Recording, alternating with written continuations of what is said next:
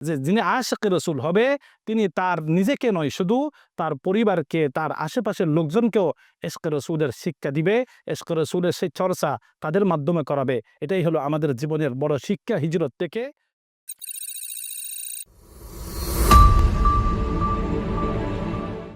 আসসালামু আলাইকুম ওয়া রাহমাতুল্লাহি ওয়া বারাকাতুহু। ইন্নাল হামদালিল্লাহ ওয়াসসালাতু ওয়াসসালামু আলা মান লা নাবিয়্যা বা'দা, আম্মা বাদ। সুপ্রিয় দর্শক, মানাহিল টিভির পক্ষ থেকে আপনাদেরকে স্বাগতম। আজকে আমাদের সাথে অতিথি হিসেবে রয়েছেন আল জামিয়াতুল আহলিয়া মঈনুল ইসলাম হাটহাজারীর সম্মানিত সিনিয়র শিক্ষক, আরবি সাহিত্য বিভাগের প্রধান মাওলানা আনোয়ার শাহ আজহারি বারাকাল্লাহু ফি হায়াতি। আমরা শাইখের কাছে জানতে চাইব যে আমরা জানি মহানবী সাল্লাল্লাহু আলাইহি ওয়াসাল্লাম তিনি নবুয়ত লাভের 13টি বছর পর তিনি হিজরত করেছেন সুদূর মক্কা থেকে মদিনার দিকে, এবং মহানবী সাল্লাল্লাহু আলাইহি ওয়াসাল্লামের যত ঘটনা রয়েছে সব ঘটনার মধ্যে হিজরত একটি অনন্য বৈশিষ্ট্য রাখে। সেটা হলো এটাকে কেন্দ্র করে ইসলামী হিজরি সনের গণনা শুরু হয়েছে। যে আজকে আমরা 1447 হিজরি বলে থাকি, এটার মূল কেন্দ্রবিন্দু হলো মহানবী সাল্লাল্লাহু আলাইহি ওয়াসাল্লামের সেই হিজরত। নবী সাল্লাল্লাহু আলাইহি ওয়াসাল্লাম 12 রবিউল আউয়াল হিজরত করেছেন, এভাবে কথিত রয়েছে। অর্থাৎ রবিউল আউয়াল মাসে তিনি হিজরত করেছেন। আসলে হিজরতটা তিনি আরও আগেই করেছেন, হয়তো 12 রবিউল আউয়ালের দিকে পৌঁছেছেন। তো এই হিজরত থেকে আমরা অনেক কিছু শিখতে পারি। তা আমরা হজরতের কাছে জানতে চাইব যে মহানবী সাল্লাল্লাহু আলাইহি ওয়াসাল্লামের হিজরত আমাদেরকে কি শিক্ষা দেয়। আসসালামু আলাইকুম ওয়া রাহমাতুল্লাহি ওয়া বারাকাতুহু। সর্বপ্রথম রব্বুল আলামিনের দরবারে শুকরিয়া জ্ঞাপন করি। রব্বুল আলামিন আমাদেরকে আজকে এই দাওয়াতি প্ল্যাটফর্মে মানাহিল টিভির উদ্যোগে এখানে আসার তৌফিক দান করেছেন, সেজন্য রব্বুল আলামিনের শুকরিয়া আদায় করি এবং মানাহিল পরিবার, টিভি পরিবারের শুকরিয়া জ্ঞাপন করি। আল্লাহ পাক রব্বুল আলামিন তাদেরকে যেন এই উদ্যোগটা গ্রহণ করেছেন সেটাকে কবুল করেন, এবং যেই উদ্দেশ্যে এই উদ্যোগটা গ্রহণ করা হয়েছে আল্লাহ পাক যেন তাদেরকে, আমাদের সকলকে যথাযথ কামিয়াব করেন। আসলে শেখ, হিজরত এটা ইসলামী ইতিহাসে এবং মানব ইতিহাসে একটা ঐতিহাসিক, একটা বিপ্লবী ঘটনা। হিজরত শব্দের অর্থ হলো স্থান ত্যাগ করা, এক দেশ থেকে অন্য দেশে যাওয়া। হিজরত এটা শুধু নবী করিম সাল্লাল্লাহু আলাইহি সাল্লামের সুন্নাত তা নয়, বরং আল্লাহ রসুল সাল্লাল্লাহু আলাইহি সাল্লামের আগে হজরত ইব্রাহিম আলাইহিসসালাম তার আপন বাতিজা হজরত লূত আলাইহিসসালামকে নিয়ে ইরাক থেকে ফিলিস্তিনের দিকে হিজরত করেছেন। কোরআনে কারীমে আল্লাহ পাক রব্বুল আলামিন সেই হিজরতের কথা উল্লেখ করেছেন। ঠিক তেমনিভাবে হজরত মূসা আলাইহিসসালাম মিশর থেকে মাদিয়ানের দিকে হিজরত করেছেন, সেই হিজরতের কথাও কোরআনে কারীমে উল্লেখ হয়েছে। শেষ রসুল সরদার দু জাহা হজরত মোহাম্মদ মুস্তাফা সাল্লাল্লাহু আলাইহি সাল্লাম হিজরত করেছেন। এই হিজরত ইসলামের ইতিহাসে এক ঐতিহাসিক ঘটনা, যে হিজরতকে কেন্দ্র করে রসুল নবী করিম সাল্লাল্লাহু আলাইহি সাল্লাম ইসলামী রাষ্ট্র গঠন করেছেন। এবং এই হিজরত থেকে আমাদের জীবনে অনেক শিক্ষণীয় বিষয় রয়েছে। সেখান থেকে প্রধান শিক্ষা হলো, এই হিজরতের সময় নবী করিম সাল্লাল্লাহু আলাইহি সাল্লামের সাহাবী আশিক রসুল হজরত আবু বকর সিদ্দিক রাদিয়াল্লাহু তাআলা আনহু নিজেকে, নিজের পরিবারকে নবী করিম সাল্লাল্লাহু আলাইহি সাল্লামের হিজরতকে কামিয়াব করার জন্য, এই হিজরতকে পরিপূর্ণ আকারে এটাকে সমাপ্ত করার জন্য তার যে ত্যাগ, তার যে আত্মত্যাগ, এটাই হলো আমাদের জন্য বড় শিক্ষা যে আশিক রসুল কেমন হয়। দেখেন, নবী করিম সাল্লাল্লাহু আলাইহি সাল্লাম যখন হিজরতের কথা হজরত আবু বকর রাদিয়াল্লাহু তাআলা আনহুর সাথে শেয়ার করেছেন, আল্লাহ রসুলের হিজরতের, মক্কায় থেকে মদিনার হিজরতের আগে সাহাবাই কেরামের দুটি টিম হাবশাতে হিজরত করেছেন।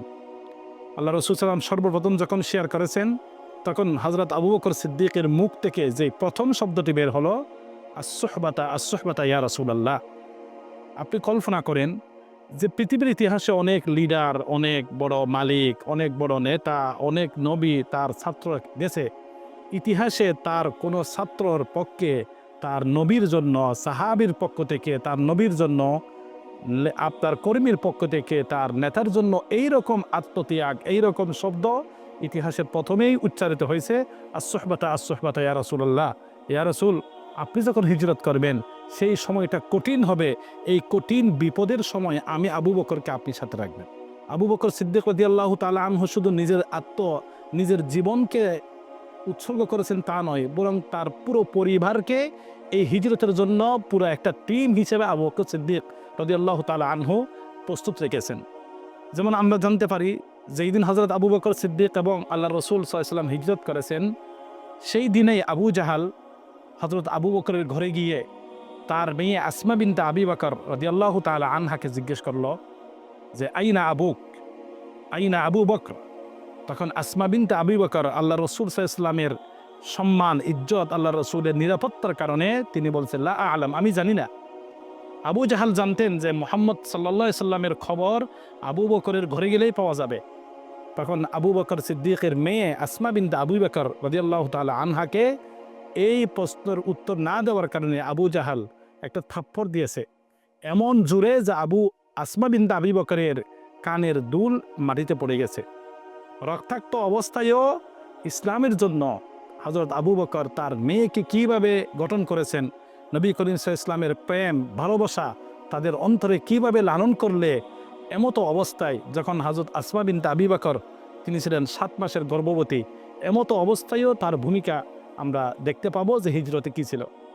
আবু বকর সিদ্দিক রাদিয়াল্লাহু তাআলা আনহু শুধু তার মেয়েকে নয়, তিনি নয়, তার ছেলে আব্দুর রহমান ইবনে আবু বকর রাদিয়াল্লাহু তাআলা আনহুকে দায়িত্ব দিয়েছেন যে মক্কার অলিতে গলিতে মুশরিকরা, কাফিররা কি মন্তব্য করে নবী করিম সাল্লাল্লাহু আলাইহি ওয়াসাল্লাম এবং আবু বকরের হিজরত সম্পর্কে, সেই তথ্য সরবরাহ করার দায়িত্ব ছিল আবু বকর সিদ্দিকের ছেলে আব্দুর রহমান ইবনে আবি বকর রাদিয়াল্লাহু তাআলা আনহু। এবং হযরত আবু বকরের মেয়ে আসমা বিনতে আবি বকরের দায়িত্ব ছিল খাবার পৌঁছে দেওয়া গারে সৌরের মধ্যে। সে আবু বকর সিদ্দিকের মেয়ে আসমা বিনতে আবি বকর এই গর্ভবতী সময়, এত কঠিন সময়, সেই গারে সৌরের রাস্তা অতিক্রম করে নিয়মিত আল্লাহ রসুল এবং তার পিতা আবু বকর সিদ্দিকের জন্য খাবার সংগ্রহ করতেন, খাবার সরবরাহ করতেন।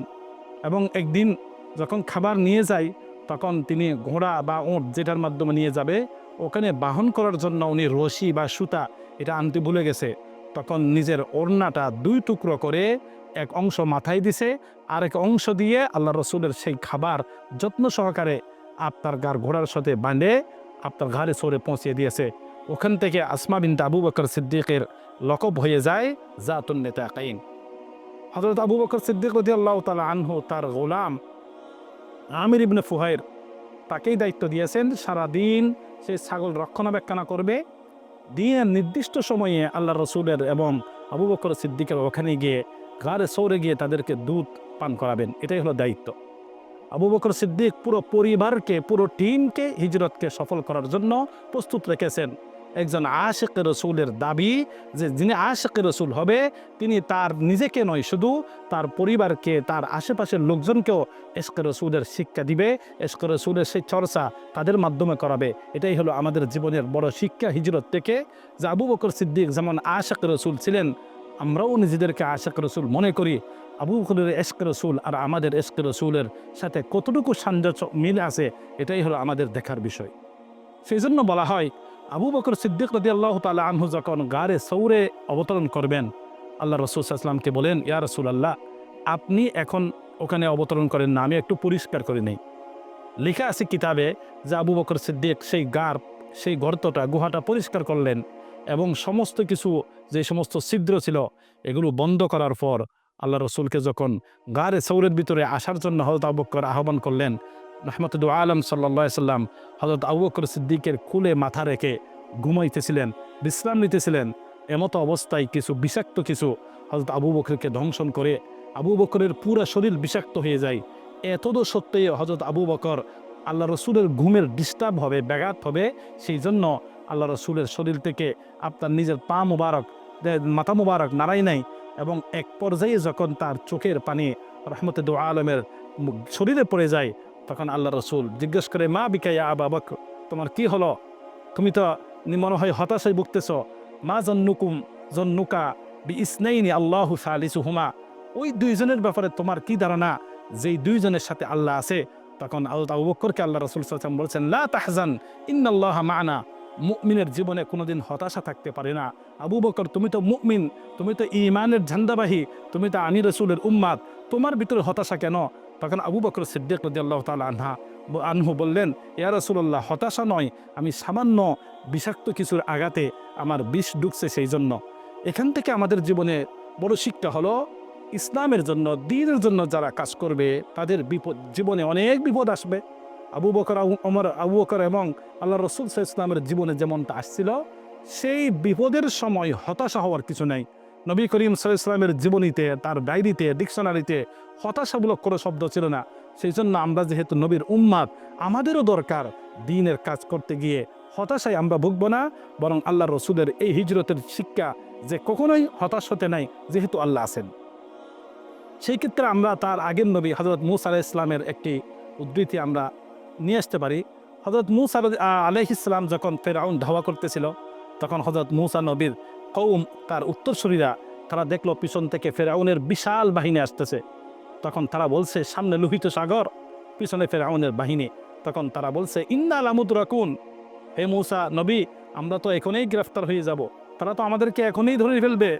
তখন আল্লাহর নবী হযরত মূসা আলাইহিস সালাম কেমন ঈমানের পাওয়ার থাকলে তিনি বলতে পারছেন, কাল্লা ইন্না মাইয়া রব্বি সায়াহদিন, কোনোদিন তারা আমাদেরকে ধরতে পারবে না, ক্ষতি করতে পারবে না, যেহেতু আমার সাথে আমার রব আছে। এটাই হলো ঈমানের পাওয়ার। মুমিন তার জীবনে তার ঈমান যতটুকু মজবুত হবে, তার বিপদের সময় সেই বিপদ মোকাবেলা করা তার জন্য ততই সহজ হবে।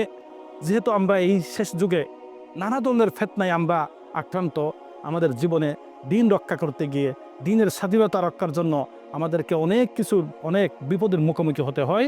আমাদের জন্য বড় শিক্ষা রাসূলুল্লাহ সাল্লাল্লাহু আলাইহি ওয়াসাল্লাম যেটা বলেছেন, লা তাহজান ইন্নাল্লাহা মা'না।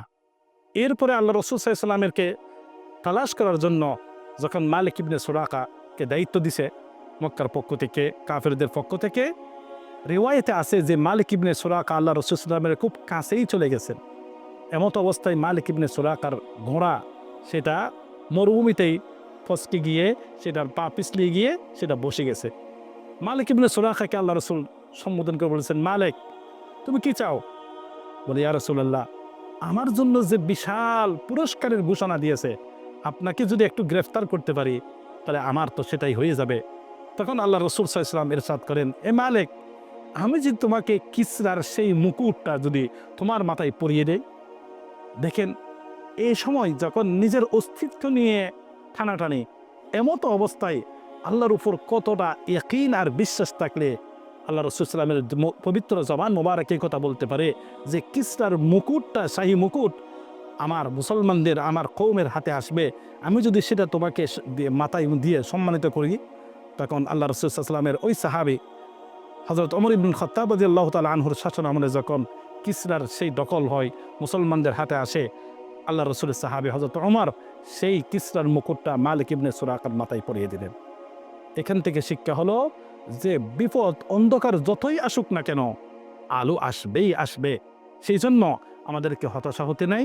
এবং হিজরতের সবচেয়ে বড় শিক্ষা হলো, আল্লাহ রাসূল সাল্লাল্লাহু আলাইহি ওয়াসাল্লামকে আল্লাহ পাক রব্বুল আলামিন যেইভাবে মক্কা থেকে মসজিদুল আকসা, সেখান থেকে মেরাজের রাত্রে প্রথম আসমান, দ্বিতীয় আসমান, তৃতীয়, চতুর্থ, পঞ্চম, সপ্ত আসমান, আরশ কুরসি, জান্নাত জাহান্নাম সব কিছু দেখিয়েই সামান্য অংশে রাতের আল্লাহ পাক রব্বুল আলামিন তার হাবিবকে আবার পাঠিয়ে দিয়েছেন।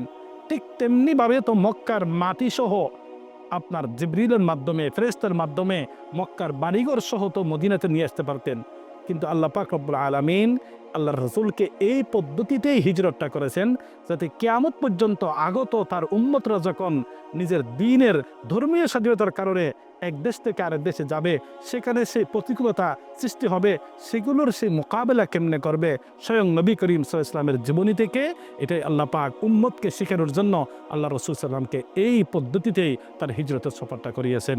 সেই জন্য হিজরতের সফর আমাদের জীবনে বহুমুখী শিক্ষার একটি ঐতিহাসিক ঘটনা। আমরা হিজরতের সফর এটাকে ভালো করে স্টাডি করে এখান থেকে আমাদের জীবন থেকে যে শিক্ষাগুলো আছে সেই শিক্ষাগুলো গ্রহণ করে আল্লাহ রসুল সাল্লাল্লাহু আলাইহি ওয়াসাল্লামের খাঁটি আশিক হিসেবে আল্লাহ পাক আমাদের সকলকে উম্মতকে কবুল করেন, এটাই হলো আমাদের প্রত্যাশা। ধন্যবাদ সম্মানিত সিনিয়র শিক্ষক আল জামিয়াতুল আহলিয়া মহিনুল ইসলাম হাটহাজারী এবং জামিয়ার আদব বিভাগের প্রধান মাওলানা আনোয়ার শাহ আজহারী সাহেব। তিনি আমাদেরকে খুবই গুরুত্বপূর্ণ আকারে হিজরতের শিক্ষাগুলি আমাদের সামনে তুলে ধরেছেন। আসলে এই হিজরতের মাধ্যমে ইসলাম পৃথিবীর আনাচে কানাচে পৌঁছে গেছে এবং এই হিজরতটি যুগে যুগে নবীদের সুন্নাহ হিসাবে আমাদেরকে বিভিন্ন শিক্ষণীয় বিষয় উপহার দিয়ে যায়।